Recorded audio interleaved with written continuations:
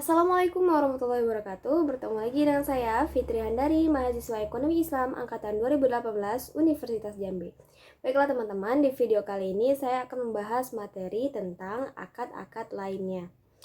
Baik, masuk yang pertama itu ada namanya akad sarf. Yang mana as-sarf itu secara etimologi artinya az-ziyadah atau penambahan, al-adl atau seimbang, penghindaran, pemalingan penukaran atau transaksi jual beli. Kadang-kadang as-sarf dipahami berasal dari kata sarofa yang artinya membayar dengan penambahan. Dalam kamus istilah fiqh disebutkan bahwa bai' sarf adalah menjual mata uang dengan mata uang. Selanjutnya ada akad wadi'ah.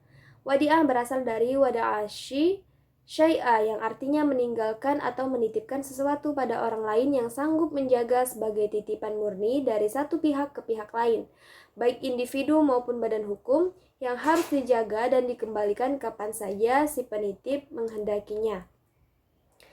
Jenis-jenis akad wadi'ah. Yang pertama adanya wadi'ah yad amanah. Wadi'ah yang asli, wadi'ah yad amanah ini merupakan wadi'ah yang asli, tidak terjadi pengubahan esensi akad, titipan yang berlaku sesuai kaidah asal titipan, yaitu menjaga amanah. Penerima titipan tidak mempergunakan barang titipan dan tidak bertanggung jawab atas kehilangan dan kerusakan yang terjadi pada barang titipan selama hal ini bukan akibat dari kelalaian atau kecerobohan penerima titipan dalam memelihara titipan tersebut. Jenis yang kedua ada wadi'ah yad dhamanah. Wadiah ini di mana penerima titipan dapat memanfaatkan barang titipan tersebut dengan seizin pemiliknya dan menjamin untuk mengembalikan titipan tersebut secara utuh setiap saat kala si pemilik menghendakinya.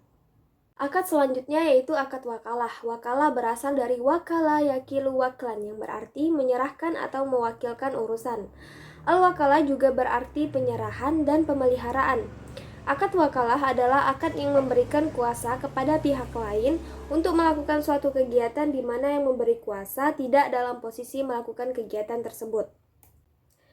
Jenis-jenis akad wakalah yang pertama al-khossah yaitu prosesi pendelegasian wewenang untuk menggantikan sebuah posisi pekerjaan yang bersifat spesifik. Yang kedua al-ammah yaitu prosesi pendelegasian wewenang bersifat umum tanpa adanya spesifikasi.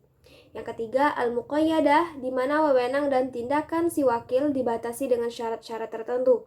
Yang terakhir, al-mutlaqah, di mana wewenang dan wakil tidak dibatasi dengan syarat atau kaidah tertentu. Selanjutnya, akad kafalah. Istilah al-kafalah berasal dari bahasa Arab yang berarti ad-dhaman atau jaminan, hamalah beban, dan za'amah atau tanggungan. Secara terminologi, muamalah pengertian al-kafalah adalah mengumpulkan tanggung jawab penjamin dengan tanggung jawab yang dijamin dalam masalah hak atau hutang sehingga hak atau hutang itu menjadi tanggung jawab penjamin. Jenis-jenis akad kafalah yang pertama, kafalah bin nafs, yaitu akad memberikan jaminan atas diri. Yang kedua, kafalah bil mal, jaminan pembayaran barang atau pelunasan hutang. Yang ketiga, kafalah bit taslim. Kafalah ini biasa dilakukan untuk menjamin pengembalian atas barang yang disewa pada waktu masa sewa berakhir. Yang keempat, kafalah al-munajazah, jaminan mutlak yang tidak dapat dibatasi oleh jangka waktu dan untuk kepentingan atau tujuan tertentu.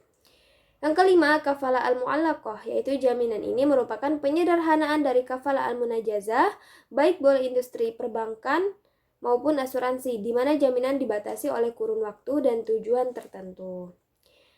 Selanjutnya, akad qardul hasan. Qard berarti suatu pinjaman harta yang diberikan kepada pihak yang meminjam, yang di kemudian hari peminjam itu wajib atau harus mengembalikan harta pinjaman tersebut sesuai dengan jumlah harta yang dipinjamnya ketika peminjam sudah mampu untuk membayarnya.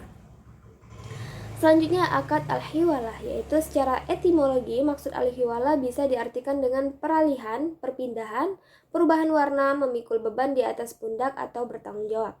Namun secara terminologi bisa didefinisikan dengan kewajiban membayar utang dari al-muhil yang akan dipindah kewajibannya kepada orang yang berhutang, biasa disebut muhal alai.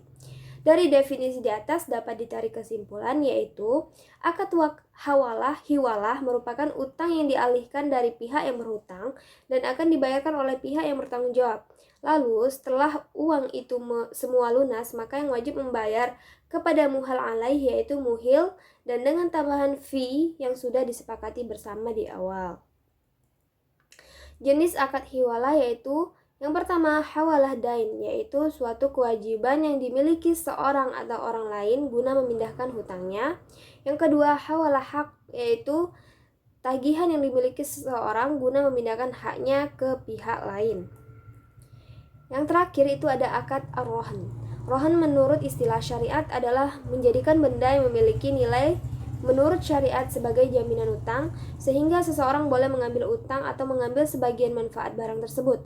Secara etimologis, rohan berarti tetap atau lestari, sedangkan menurut syara, gadai artinya menyandra sejumlah harta yang diserahkan sebagai jaminan secara hak, tetapi dapat diambil kembali dengan tebusan. Baiklah teman-teman, sekian materi dari saya tentang akad-akad lainnya. Semoga dapat bermanfaat. Dan saya mohon maaf apabila ada penyampaian materi maupun kata-kata yang salah. Dan saya akhiri, wassalamualaikum warahmatullahi wabarakatuh.